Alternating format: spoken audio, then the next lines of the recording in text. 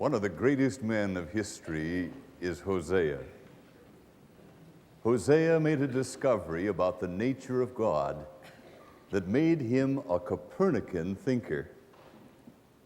He changed Israel's understanding of the essential heart of God.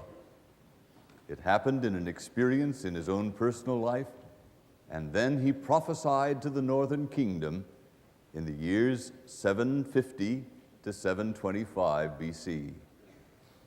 In the 11th chapter of Hosea, we hear the longing, searching, yearning heart of God reaching out to you and me.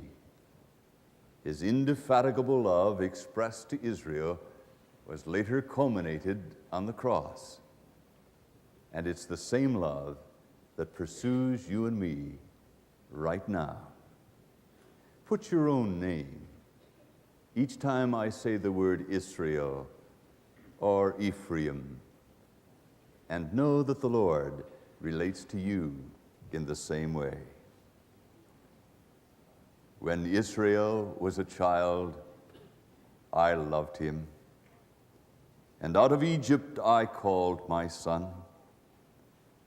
As they called them, so they went forth from them. They sacrificed to the Baals and burned incense to carved images. I taught Ephraim to walk, taking them by their arms, but they did not know that I healed them. I drew them with gentle cords, with the bands of love, and I was to them as those who take the yoke from their neck. I stooped and fed them. He shall not return to the land of Egypt, but the Assyrian shall be his king, because they refuse to repent. And the sword shall slash in his cities, devour his districts, and consume them, because of their counsels. My people are bent on backsliding from me. Though they call to the Most High, none at all exalt him. How can I give you up, O Ephraim?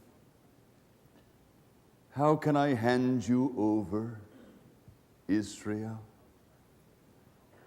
How can I make you like Admah? How can I set you like Zeboim? My heart churns within me. My sympathy is stirred. I will not execute my fierceness of my anger.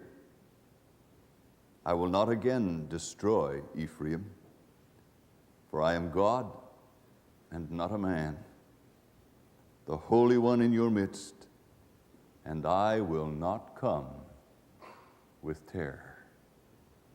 My heart is broken as I speak to you today. Everything that's happened in this past week has culminated in a deep sense of a broken heart.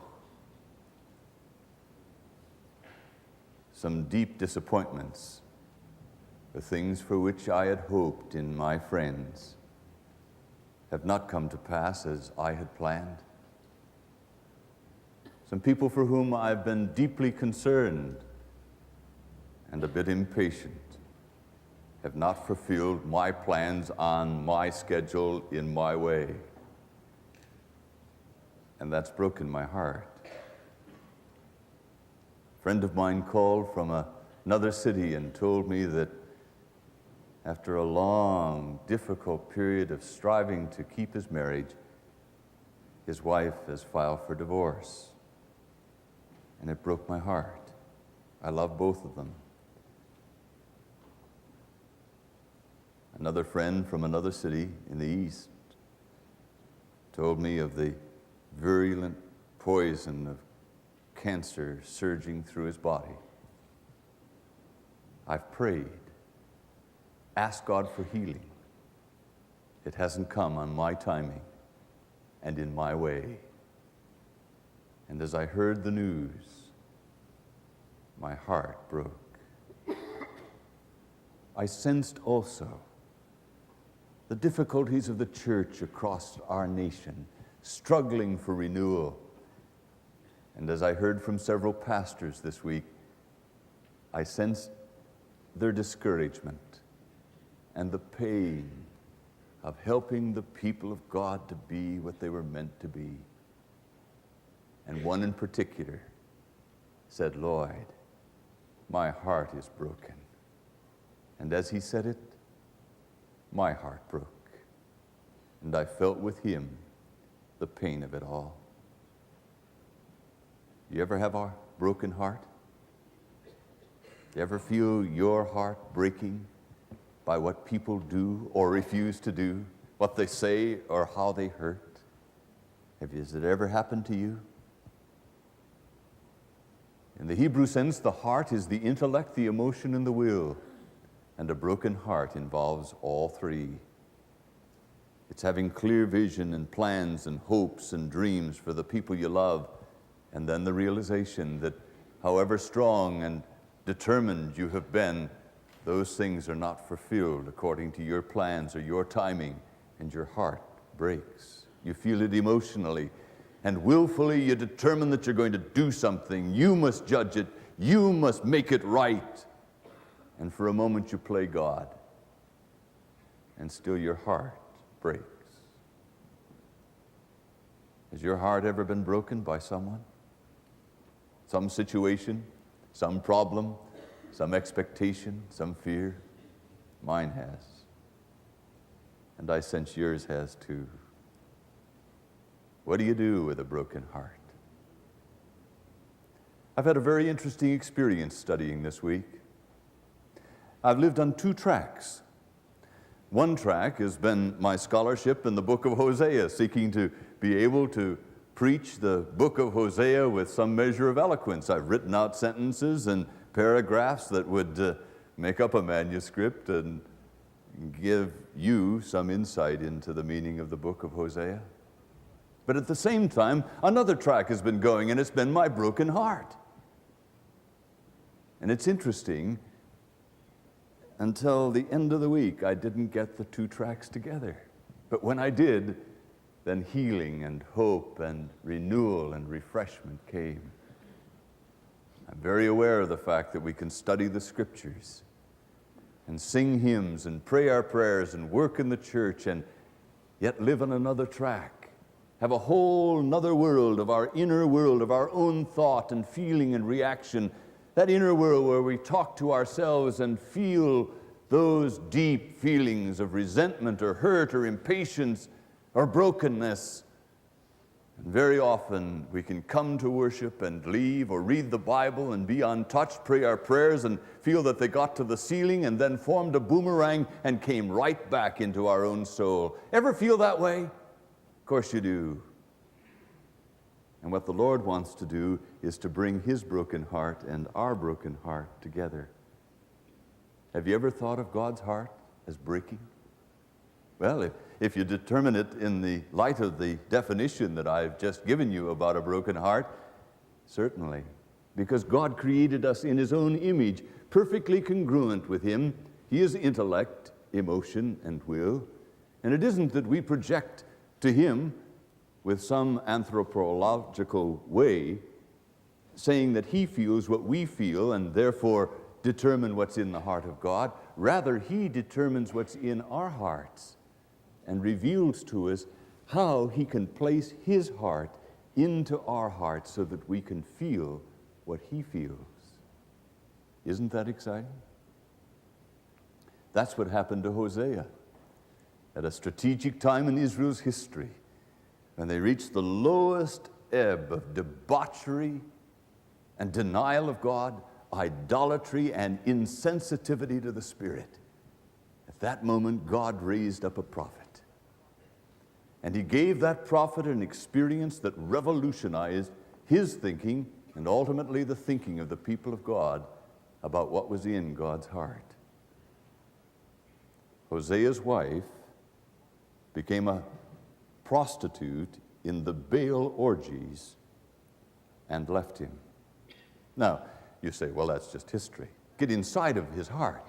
Imagine the heart of Hosea as a husband, as his wife is attracted to one of the priests in the Baal cults.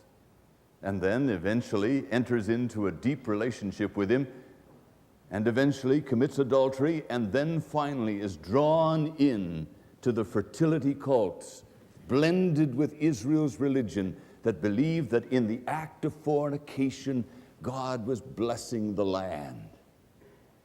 She became a temple prostitute. Now, Hosea undoubtedly brought that whole matter to God, and the answer he received was revolutionary.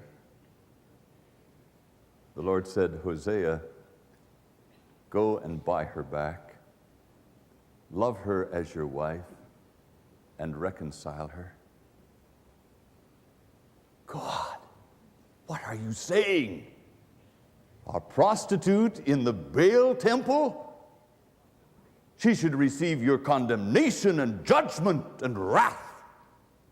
Go, Hosea, do it. God, how can I do it? By my power.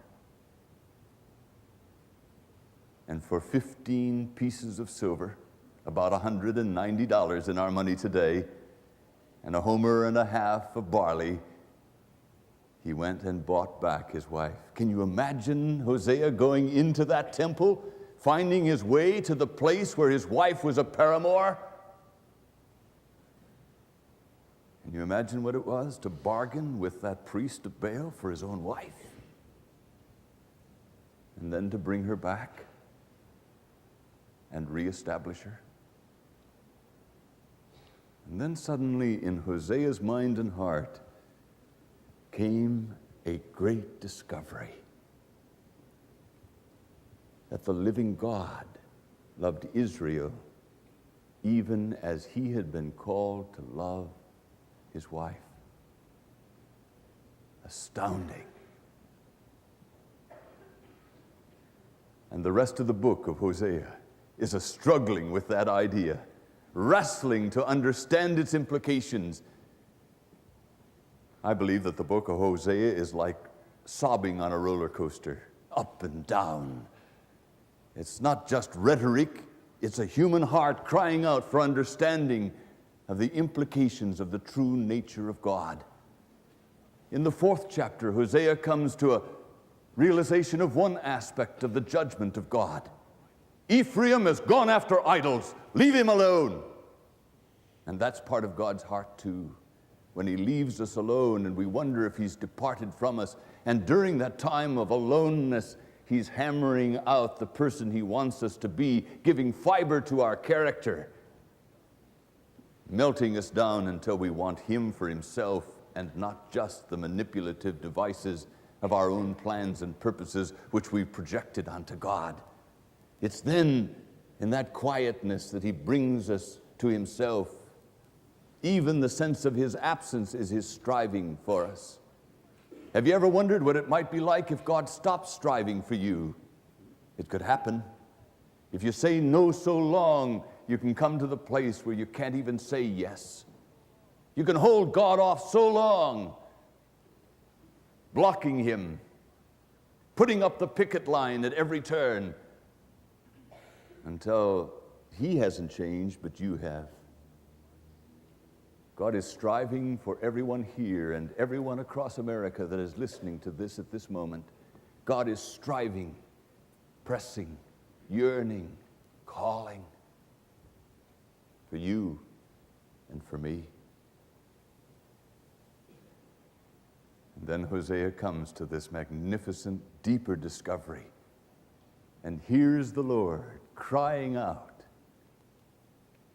and he records it. And it's been preserved for us in what I believe is one of the most important chapters of the Old Testament.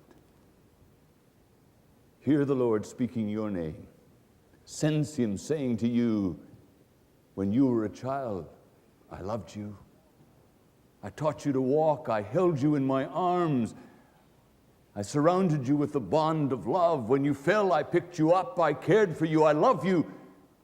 Oh, Ephraim, I cannot let you go. I cannot give you up. And there's the other side of it. God, looking at our lives, telling us that we do not deserve that he strive with us any longer. And then beyond that, reaching beyond his righteous indignation, is the furtherance of his love, his grace reaching out to you and me, saying, in spite of everything, I cannot give you up. How do you realize that? It's only by recognizing what you've done to put God's heart in that condition. Only realizing his broken heart can heal our broken hearts.